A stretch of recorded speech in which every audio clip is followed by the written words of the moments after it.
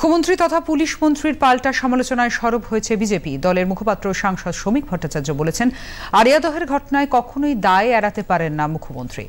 আইন শৃঙ্খলা রক্ষা করবার দায়িত্ব কি কোনো সাংসদের, কোনো বিধায়কের? কোন আমলে হয়েছিল সেটা বড় কথা নয়।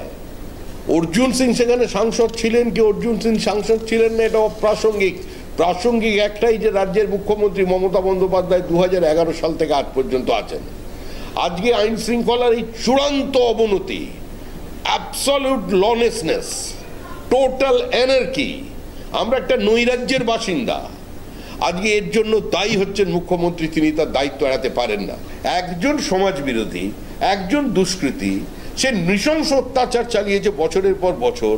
পুলিশ তাকে সহযোগিতা না করলে, পুলিশের প্রাধান্যতা না থাকলে, পার্টির অনুমোদন না থাকলে, পার্টির সর্বোচ্চ নেতৃবৃন্দের অনুপ্রেরণা না থাকলে সে কি কাজ করতো না। এখন এই অন্যের বিরুদ্ধে স্টেটমেন্ট করে গুলিয়ে দিতে চাইছে গোটা ব্যবস্থাটা।